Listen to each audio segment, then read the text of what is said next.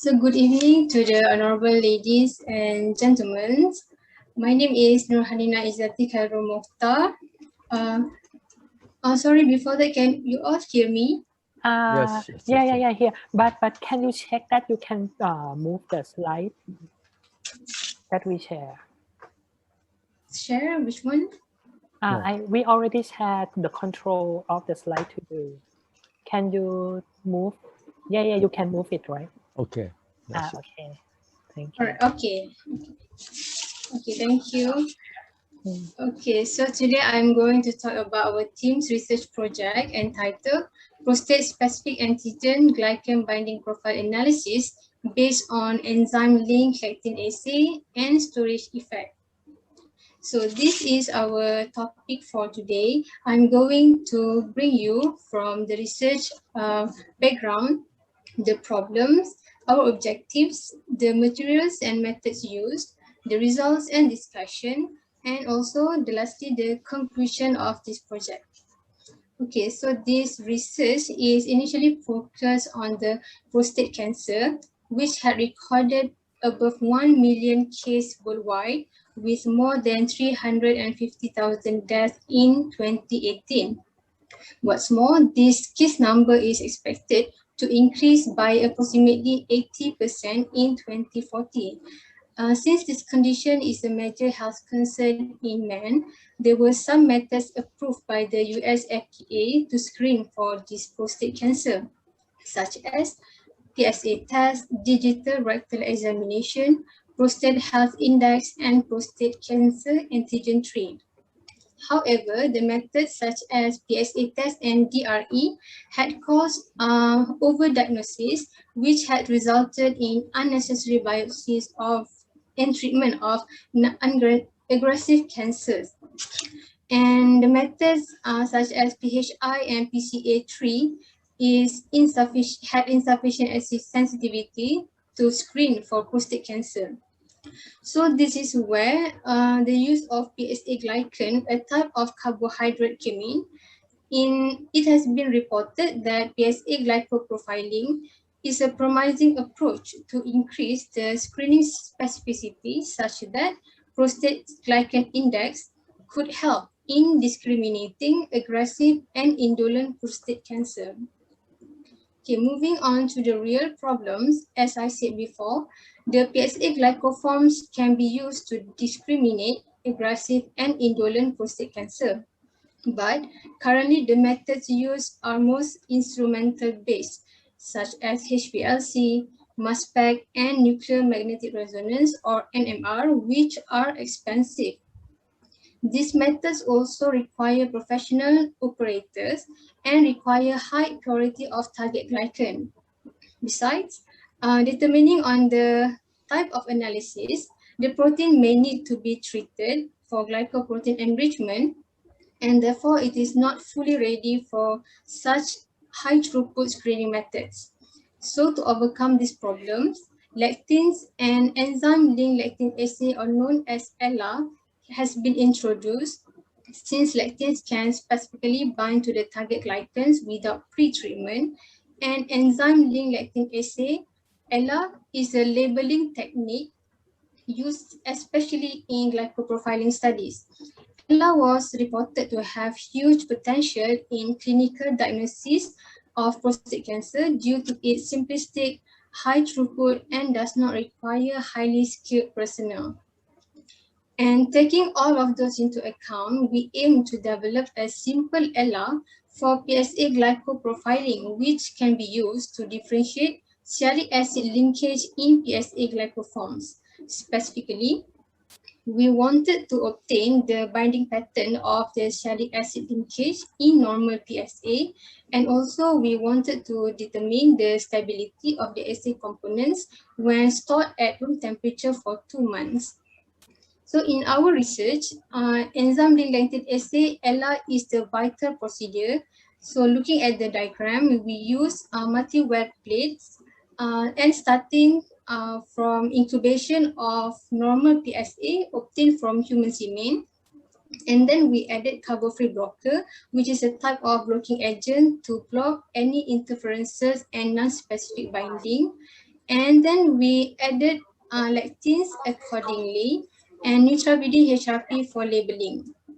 Next, we add a specific ELISA substrate solution that will turn to blue product, and the enzyme reaction will be stopped by adding sulfuric acid, which will turn the blue product to yellow product.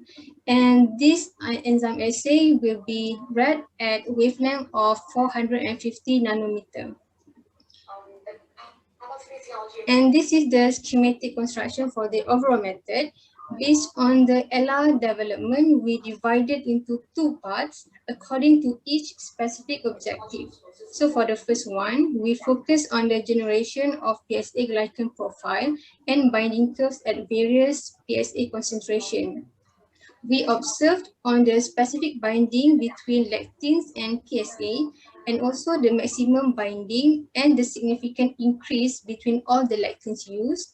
For the second part, we mainly observed on the successful specific binding between lectins and PSA, and also we observed any significant decrease remarked by the lectins. Okay, so like every other research, we eager to know the results, right? So the first experiment revealed that the highest specific binding was recorded by SNA lectin, followed by MAA1 and MAA2 lectin. In this experiment, SBA was served as a negative control due to its specificity towards galactose that does not present on the PSA surface. Here is the representation of the glycan specificity for the lectins. For SNA, it is specifically recognized alpha-2,6-sialic acid glycan on the protein surface, while both MAA1 and MAA2 recognize alpha-2,3-sialic acid glycan attached to different carbohydrate structure. So in this result, the highest binding by SNA indicates that the high amount of alpha-2,6-sialic acid glycan on the PSA from normal source was detected, and this is expected because this is a normal PSA. And also there is a small amount of alpha-2,3-sialic acid glycan that was successfully detected by MAA1. Okay, based on the negative control, SNA demonstrated a significant increase more than 50 nanogram per ml with the highest binding at 3.59 nanometer. And also MAA1 showed significant increase at above 500 nanogram per ml with the highest concentration, with the highest binding at 0.14 nanometer. On the other hand, MAA2, the binding is not significant.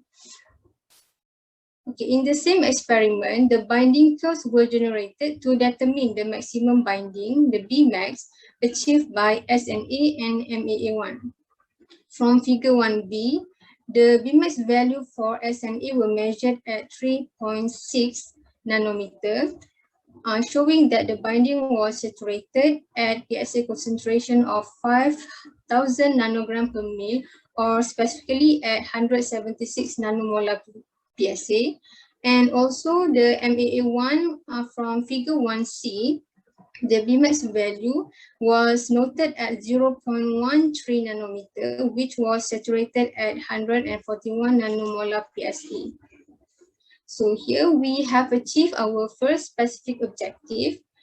And moving to the next result, the PSA was successfully detected by SNA. As we can see from the graph, there was a high binding even after being stored for 2 months at room temperature. There was only about 1.5 fold, or around 32% decrease. Okay, I can see the number. Okay, 32% decrease for SNA, but still the binding was significant.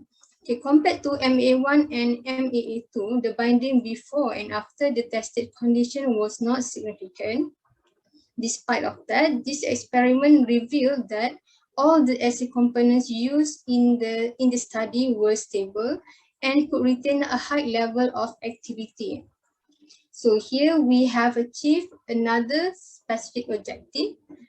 And in conclusion, we have successfully developed a simple LR for PSA glycoprofiling using salicylic acid specific lectins such as MAA1, MAA2, and SNA. And from the result, SNA showed the highest binding with a significant increase more than 50 nanogram per ml PSA.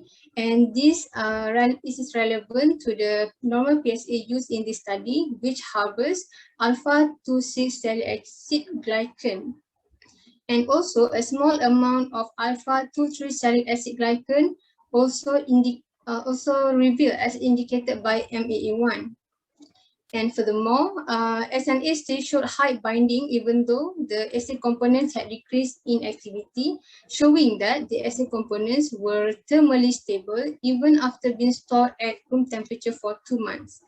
Okay, these results imply that this assay has the potential to be applied in the occasion of lack of cold storage facilities. And for the future work, we suggest to include the use of cancer sample to further differentiate the glycoprofiling using salicylic acid specific lectins, and also to compare between the cancer sample and the normal sample using the specific lectins. All right, I think that's all from me. Thank you so much for your attention. So, any question? Any question?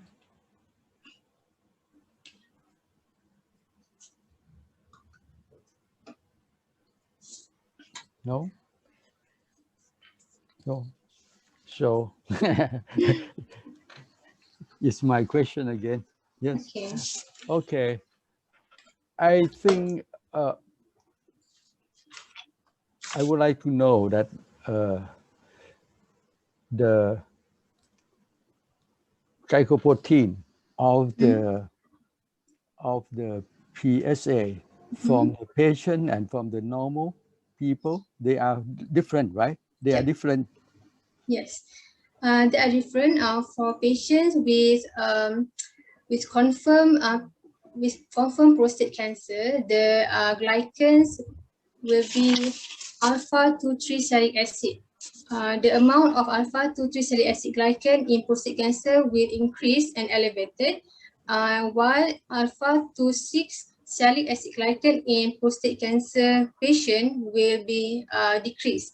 So it is vice versa. For normal patient without prostate cancer, alpha-2,6 glycan is higher than alpha-2,3 salicylic acid glycan. So that's how we differentiate between the prostate cancer sample and the normal sample. Okay. And what about the something like prostatitis? Prostatitis is another condition where using the glycan, this one glycan, salicylic acid glycan, is specially focused on prostate cancer. So maybe prostatitis have another glycan that is specifically recognized for that condition. Which is different from the normal. Yes. Yeah, okay. So that's why we use the glycan. Yeah. That's very interesting. Yes, very interesting. So and this is well established knowledge or not? Sorry? I mean the specific type of the PSA. Yeah, for cancer and for the normal people and for the other condition like the prostatitis. This is well established that they are different, right? Yes, very different. Thank you. Yeah. Thank you. Okay, thank you very much. Thank you. So, any question more from the floor? Okay. If there is no question, thank you very much for your interesting topic. Thank you very much.